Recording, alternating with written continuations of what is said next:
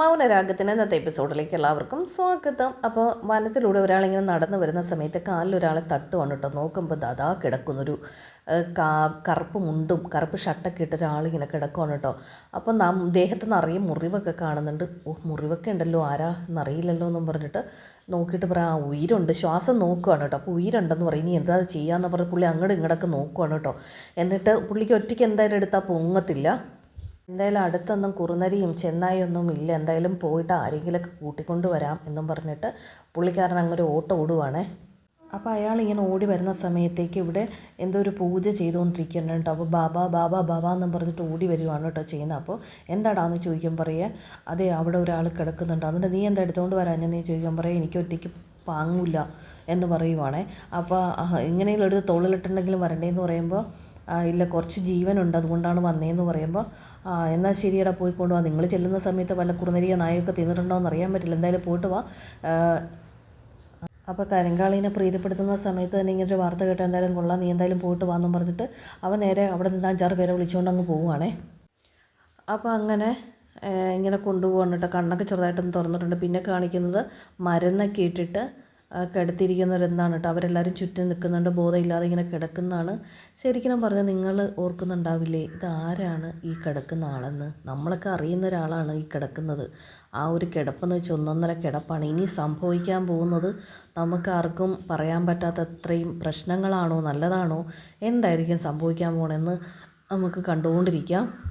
അപ്പോൾ ഈ കിടക്കുന്ന ആളുടെ ചുറ്റിനും നിറയെ അവിടെയുള്ളവർ നിൽക്കുന്നുണ്ട് കേട്ടോ. അപ്പോൾ മരുന്നൊക്കെ വെച്ചിരിക്കുകയാണ്. എന്നിട്ട് പുള്ളി കണ്ണൊക്കെ നോക്കിയിട്ട് പറയുകയാണ്, ഇവിടെ വരുമ്പോൾ ചെറിയൊരു ജീവൻ്റെ തുടിപ്പ് മാത്രമേ ഉള്ളായിരുന്നു, പക്ഷേ ഇപ്പോൾ നല്ല രീതിയിൽ നെഞ്ചൊക്കെ നന്നായിട്ട് ഹൃദയത്തിൻ്റെ പ്രവർത്തനമൊക്കെ നന്നായിട്ടുണ്ടെന്നൊക്കെ പുള്ളിക്കാരൻ പറയാമെന്ന് വെച്ചാൽ പറയണേ. ഇനി നമുക്ക് പൂജയും കാര്യങ്ങളും നടക്കാൻ കാരണം ഇങ്ങനെ ആയത് മലദൈവങ്ങളുടെയും കരിങ്കാളിയുടെയൊക്കെ പിന്നെ അനുഗ്രഹം കൊണ്ടാണെന്നൊക്കെ പറഞ്ഞിട്ട് നേരെ പിന്നെ പൂജ ചെയ്യുന്നതാണ് കേട്ടോ കാണിക്കുന്നത്. അത് കഴിഞ്ഞ് പിന്നീട് കാണിക്കുന്നത് കണ്ണ് തുറക്കുന്നതായിട്ടാട്ടോ കാണിക്കുന്നത്. അപ്പോൾ എല്ലാവരും അടുത്തുണ്ട്. അപ്പോൾ കണ്ണ് തുറന്ന് നല്ല രീതിയിൽ ബോധം വരുന്നതായിട്ടാണ് കാണിക്കുന്നത്. അപ്പോൾ ആ പുള്ളിക്കാരൻ്റെ മോളുണ്ട് കേട്ടോ. മോള് പറയും ദേണ്ടെ കണ്ണ് തുറന്നിരിക്കുന്നു എന്ന് പറയണേ കേട്ടോ. അപ്പോൾ എല്ലാവരും നോക്കുകയാണ്. എന്നിട്ടപ്പോൾ പിന്നെ സംസാരിക്കാൻ പറ്റാത്തതായിട്ട് പോലെ നിൽക്കുകയാണ് കേട്ടോ. അപ്പോൾ ചോദിക്കുന്നു മുറിവ് ഇതെങ്ങനെ പറ്റി, എന്താ പറ്റിയെന്നൊക്കെ ചോദിക്കുമ്പോൾ ഒന്നും ശബ്ദം എടുത്ത് സംസാരിക്കാൻ പറ്റില്ലെന്ന് കാണിക്കുന്നുണ്ട് കേട്ടോ. അപ്പോൾ പറയുകയാണ് പിന്നെ പറയുന്ന ഇതിന് കുറേ ചികിത്സ വേണ്ടി വരും, അപ്പോൾ എന്തായാലും അതിന് കുറച്ച് പച്ചിലയും കാര്യങ്ങളും വേണം, അപ്പോൾ മോളുടെ കൂടെ നീ പോയി വെയിലും എല്ലാം പറിച്ചുകൊണ്ട് പോകാമെന്നൊക്കെ പറയുവാണേ. അപ്പോൾ അങ്ങനെ പറഞ്ഞു കഴിഞ്ഞപ്പോൾ വെയിൽ അതെ ഇനി വല്ല കള്ളനോ കൊള്ളക്കാരനാണോന്ന് അതും പറയാൻ പറ്റില്ല. അപ്പോൾ ആ മോള് പറയാം അങ്ങനൊന്നുമില്ല, പാവമില്ലേ, കണ്ടാൽ തോന്നില്ല, അവൾക്ക് എന്ത് ഭയങ്കര സിമ്പതി പോലെ, അത് മിക്കവാറും ഈ ആൾ മുതലെടുക്കാനുള്ള സാധ്യതയാണ് കേട്ടോ. ഈ കിടക്കുന്ന ആരാണെന്ന് മനസ്സിലായോ? ഇതാണ് നമ്മുടെ ഗംഗാപ്രസാദ്. അപ്പോൾ ഗംഗാപ്രസാദ് ജീവനോടെ ഉണ്ട്, പക്ഷേ അവൻ മിണ്ടാത്തത് പോലെ തന്നെയാട്ടോ എപ്പോഴും കിടക്കുന്നത്. അപ്പോൾ ഇനി എന്തൊക്കെയാണ് സംഭവിക്കാൻ പോണതെന്ന് നമുക്ക് പറയാൻ പറ്റില്ല. ഗംഗപ്രസാദ് ആണെങ്കിൽ ഒന്നും മിണ്ടാതെ അങ്ങനെ കിടക്കുവാണ് കേട്ടോ എല്ലാവരെയും നോക്കിയിട്ട്. അപ്പോൾ അവർ പച്ചില പറിക്കാനൊക്കെ പോയി. പിന്നെ പുള്ളിക്കാരനും പറയുകയാണ് ഒന്നും പേടിക്കേണ്ട കേട്ടോ, കുറച്ച് ദിവസം കൊണ്ടെല്ലാം ശരിയാവും. നമ്മൾ പുള്ളിക്കാരനും ഭാര്യ എഴുന്നേറ്റങ്ങ് പോവുകയാണ്. അപ്പോൾ ഗംഗപ്രസാദ് ചിന്തിക്കുവാണ് ശരിക്കും ഞാൻ വിചാരിച്ച രീതിയിലുള്ള ഒരു സ്ഥലത്ത് തന്നെ എത്തിപ്പെട്ടു. എന്താണെന്ന് വെച്ചാൽ ഞാൻ ആഗ്രഹിക്കുന്ന പോലെ തന്നെ ഇവർ കാര്യങ്ങളൊക്കെ പറയുന്നത് എന്തായാലും കൊള്ളാം.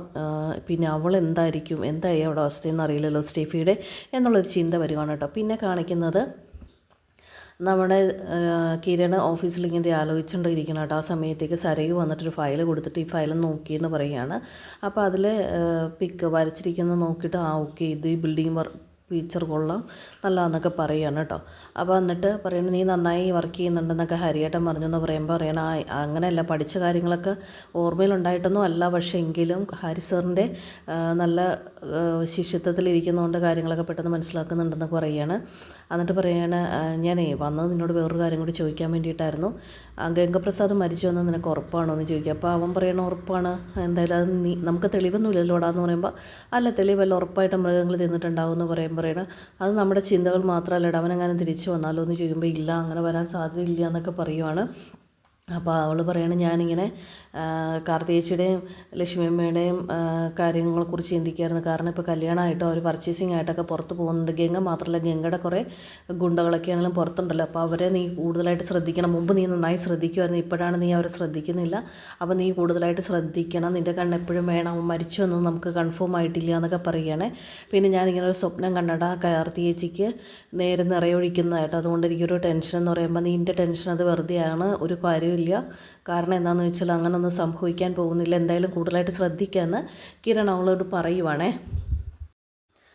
നീ പേടിക്കൊന്നും വേണ്ട, ഉറപ്പായിട്ടും വരത്തില്ല എന്ന് പറയുമ്പോൾ സരയു പറയണത് നിൻ്റെ വിശ്വാസം നിരീക്ഷിക്കട്ടെ. പിന്നെ വേറൊരു കാര്യം, നീ എനിക്ക് തന്നൊരു വാക്കുണ്ട്, മനോഹറിനെ കൊല്ലാൻ കൂടെ ഉണ്ടാവുമെന്ന്. ആ വാക്ക് നീ തെറ്റിക്കരുത്, അത്രമാത്രം എനിക്ക് നിന്നോട് പറയാനുള്ളൂ എന്ന് സരയു പറയുവാണ്. മനോഹർ പുറത്തിറങ്ങിയാൽ അവനെ ഞാൻ തീർത്തോളാം, അതിനുള്ളൊരു സാഹചര്യം മാത്രം നീ എനിക്ക് ഉണ്ടാക്കി തന്നാൽ മതി എന്ന് പറയണം കേട്ടോ. കിരണാണ് വല്ലാത്തൊരു വിഷമത്തിലാണ് പെട്ട് നിൽക്കുന്നത്. അപ്പോൾ കിരൺ ഒന്നും മിണ്ടാതെ ഇങ്ങനെ നിൽക്കുവാണ്. നിന്നെ കല്യാണിനെ അവന് ഭയങ്കര വിശ്വാസമാണ്, അതുകൊണ്ട് എൻ്റെ മുന്നിൽ അവനെ എത്തിച്ചു തരണം. പിന്നെ എന്നെ കൊലയാളിയാക്കണ്ടെന്ന് വിചാരിച്ചിട്ട് മറിച്ചൊരു തീരുമാനം നിങ്ങൾ രണ്ടാളും എടുക്കാതിരുന്നാൽ മാത്രം മതിയെന്നും പറഞ്ഞിട്ട് സരയു ആ ഫയൽ എടുത്തിട്ട് പോവുകയാണേ. നമ്മൾ ഗംഗപ്രസാദിൻ്റെ അടുത്ത ഭാവയെന്നും പറഞ്ഞ് കണ്ട പുള്ളിക്കാരൻ നേരെ കിഴി പിടിക്കുവാണ് കേട്ടോ. പിടിച്ചതിന് ശേഷം മകളോട് പറയണ, മോളെ ദേ ഈ മുറിവിലൊക്കെ ഈ മരുന്നൊന്ന് പുരട്ടി കൊടുക്കണം. അപ്പോൾ എന്നിട്ട് ഗംഗയോട് പറയണം, അതേ ഈ മരുന്നൊക്കെ പുരട്ടുന്ന സമയത്ത് നല്ലൊരു നീറ്റിലൊക്കെ പോച്ചിലൊക്കെ ഉണ്ടാവും, പെട്ടെന്ന് അസുഖം മാറാൻ വേണ്ടിയിട്ടാണ്, അതൊക്കെ കുറച്ച് സഹിക്കണം കേട്ടോ എന്ന് പറഞ്ഞിട്ട് മോളോട് പറയണം, മോളെ ഇതൊന്ന് തേച്ച് കൊടുക്കുമെന്ന് പറയുകയാണ്. ആ പെൺകുട്ടി മുറിവിലൊക്കെ ഇങ്ങനെ മരുന്ന് പുരട്ടി കൊടുക്കുകയാണ് കേട്ടോ. എന്നിട്ട് ചോദിക്കണം വേദനിക്കുന്നുണ്ടോ എന്ന് ചോദിക്കുമ്പോൾ ഇല്ലയെന്ന് തല കാട്ടുന്നുണ്ട്. വേദനിച്ചാലും ശബ്ദം പുറത്ത് വരില്ലല്ലോ അയ്യോ എന്നൊക്കെ പറഞ്ഞിട്ട് അവളിങ്ങനെ മരുന്ന് ഇട്ട് കൊടുക്കുവാണ് കേട്ടോ. അപ്പോൾ ഗംഗപ്രസാദ് അവളിങ്ങനെ നോക്കി ഇങ്ങനെ കിടക്കുവാണ്. അപ്പോൾ ഗംഗാപ്രസാദ് മനസ്സിൽ പറയണം, എടി വേണ്ട എനിക്കിതൊന്നും മുറിവൊന്നും ഒരു പ്രശ്നമല്ല, കാരണം എൻ്റെ ചങ്കിൽ വരെ കത്തി തുളഞ്ഞ് കയറിയിട്ടുണ്ട്, എന്നിട്ട് പോലും എനിക്ക് ആ വേദന എന്നൊരു വേദനയല്ല, അതുകൊണ്ട് ഇതൊന്നും ഒരു പ്രശ്നമല്ല എന്ന് ഗംഗ മനസ്സിലിങ്ങനെ പറയുവാണ്. പിന്നീട് സ്റ്റെഫീനാണ് കേട്ടോ ജയിലിൽ കാണിക്കുന്നത്. അപ്പോൾ ജയിലിൽ സ്റ്റെഫീനെ കാണാൻ വേണ്ടിയിട്ട് ആരും വന്നിരിക്കണം. അപ്പോൾ സ്റ്റെഫി നോക്കുമ്പോൾ മാർട്ടിനാണ്. ആ മാർട്ടിൻ നീ ആയിരുന്നോ എന്ന് ചോദിക്കുകയാണ്. അപ്പോൾ സ്റ്റെഫിയോട് പറയണേ എന്താ ചെയ്യേണ്ടതെന്ന് അറിയില്ല, ഒരു അറിവും ഇല്ലല്ലോ എന്ന് പറയുകയാണ്. ഇത്രയും ദിവസമായിട്ട് ഗംഗ വിളിക്കുമൊന്നും ഉണ്ടായിട്ടില്ല പറയണം. അപ്പോൾ സ്റ്റെഫി ചോദിക്കുക എൻ്റെ ഗംഗയ്ക്ക് എന്താ പറ്റിയെന്ന് ചോദിക്കുമ്പോൾ പലരും പറയുന്നുണ്ട് കാട്ടിൽ വെച്ച് തല്ലി അവശനാക്കി കളഞ്ഞു, കാട്ടിൽ ഉപേക്ഷിച്ചെന്നു, കൊക്കിൽ തള്ളിയെന്ന് എന്തൊക്കെ പറയുന്നു കേട്ടു. എന്താണ് സത്യത്തിൽ സംഭവിച്ചതെന്ന് അറിയില്ല. ഇതുവരെ ഫോൺ വിളി വിളിക്കുകയും ചെയ്തില്ല എന്ന് പറയുമ്പോൾ അത് ചിലപ്പോൾ അവൻ്റെ ഫോൺ മിസ്സായിട്ടായിരിക്കും എന്ന് പറയുകയാണ് കേട്ടോ സ്റ്റെഫി. അവ പറയുക ഗംഗയ്ക്ക് എന്തോ സംഭവിച്ചിട്ടുണ്ടോ എന്നൊരു സംശയമാണ് പറയുന്നത്. അപ്പോൾ സ്റ്റെഫി പറയും ഒരിക്കലും ഒന്നും സംഭവിക്കില്ല. അപ്പോൾ പിന്നെ അവിടെ കാർത്തികയുടെ കല്യാണമായിട്ട് അവർ മുമ്പോട്ട് പോവുകയാണെന്ന് മാർട്ടിൻ പറയാണ് കേട്ടോ. അപ്പോൾ എന്ത് സംഭവിച്ചാലും എൻ്റെ ഗംഗ ഉണ്ടെങ്കിൽ ഇല്ലെങ്കിൽ എന്ത് സംഭവിച്ചാലും കാർത്തികയുടെ കല്യാണത്തിൻ്റെ അന്ന് കാർത്തികയ്ക്ക് എന്തെങ്കിലും സംഭവിക്കണമെന്ന് സ്റ്റെഫി പറയുകയാണ് കേട്ടോ. കാരണം ഗംഗ ആഗ്രഹിച്ചൊരു കാര്യമാണല്ലോ, അതുകൊണ്ട് ഉറപ്പായിട്ടും അവളുടെ കല്യാണം നടക്കരുതെന്ന് തന്നെയാണ് പറയുന്നത്.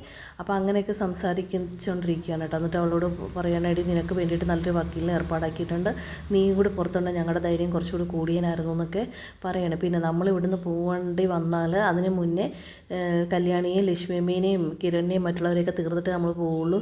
ചെന്നൈയിൽ നമുക്ക് എന്തൊക്കെ പ്രശ്നങ്ങളുണ്ടായിട്ട് പോലും നമുക്കൊരിക്കലും ഇങ്ങനെയുള്ളൊരവസ്ഥ വന്നിട്ടില്ലല്ലോ, ആദ്യമായിട്ടല്ല ഇങ്ങനൊരു അവസ്ഥ വരുന്നതെന്നൊക്കെ മാർട്ടിൻ പറയുകയാണ് കേട്ടോ. അപ്പോൾ അങ്ങനെയൊക്കെ പറഞ്ഞാൽ സ്റ്റെഫിയും പറയും അത് ശരിയാടാ, എന്തായാലും ഞാൻ പോട്ടെ എന്ന് പറഞ്ഞിട്ട് അവൻ മാർട്ടിൻ അങ്ങ് പോകട്ടെ. അപ്പോൾ അവളും ഇങ്ങനെ ചിന്തിച്ചുകൊണ്ട് നിൽക്കുകയാണ്. പിന്നീട് കാണിക്കുന്നത് നമ്മുടെ ഗംഗപ്രസാദും ഇങ്ങനെ അവിടെ കിടക്കുന്ന ആ സീനാണ് കാണിച്ചുകൊണ്ടാണ് ഇന്നത്തെ എപ്പിസോഡ് അവസാനിക്കുന്നത്. അപ്പോൾ ശരിക്കും പറഞ്ഞാൽ കിരൺ കാണിച്ച വളരെയധികം മണ്ടത്തരാണ്. കാരണം അവൻ്റെ ശവം മരിച്ചു എന്നത് കൺഫേം ചെയ്തിട്ട് വേണമെന്ന് വെറുതെ കൊക്കയിലോട്ട് പോയി എന്നും പറഞ്ഞ് ഇങ്ങനെ പോരേണ്ട ആവശ്യമൊന്നും ഇല്ലായിരുന്നു. എന്തായാലും സാരമില്ല, അടുത്ത എപ്പിസോഡിൽ കൂടുതൽ വിശേഷങ്ങളായിട്ട് വീണ്ടും കാണാം. അപ്പോൾ എല്ലാവർക്കും ബൈ ബൈ.